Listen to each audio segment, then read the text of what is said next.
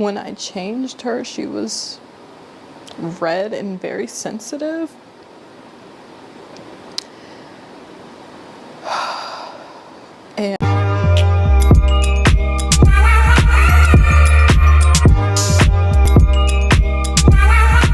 And today episode is not going to be a positive one. It's going to be a real episode of things that most of us fear and that we don't want to happen to us or our children.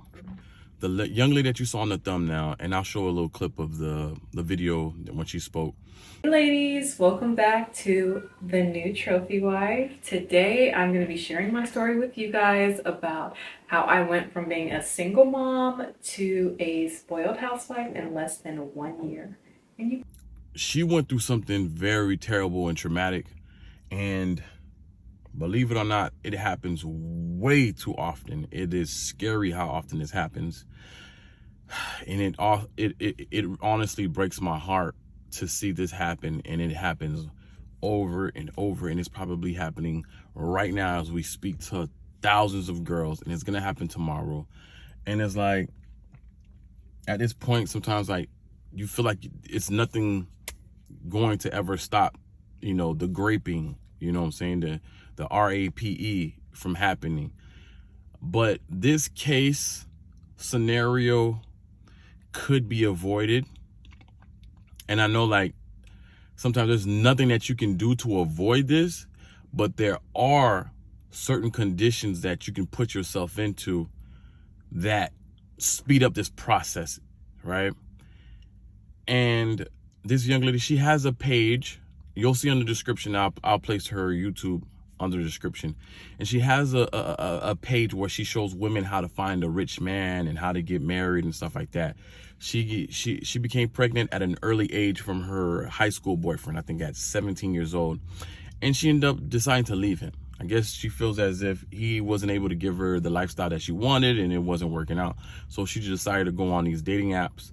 And she tried dating. She dated one guy, it didn't work out. She left him, and towards the ending of that lease, she found this older gentleman, 20 years of her senior, reach out to her, and he leaned in extremely hard with the "I want to marry you," and he bought her a ring and everything like this. Well, let me tell you something. She started posting up in her beautiful dress, in her beautiful house, beautiful background, and it looked beautiful, astronomically beautiful. She had pretty thumbnails, everything.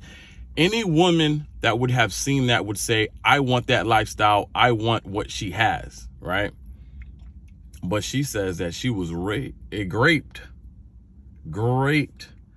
in the beginning of her marriage 4 times. And not only was she graped, she had a son and 2 girls. So she got graped, but that's not the hard part about the story. The difficult part is she was changing her 4-year-old little girl, and she saw a redness and bruising, right? And she's like, what happened?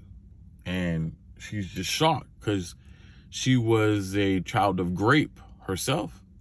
And she asked the child what happened, and she said, Daddy did it. And it's not her real father, that's their stepdad. And her heart instantly sunk, because as a woman, your duty is to make sure that you take care of your child. And her heart sunk, and she ran, and you know, she found a way to get out of the house. An excuse said, oh, we're gonna do trick-or-treating. And she took her child to the hospital, and the other daughter was graped as well. I don't know about the son, but her 2 girls were graped. And that's the thing.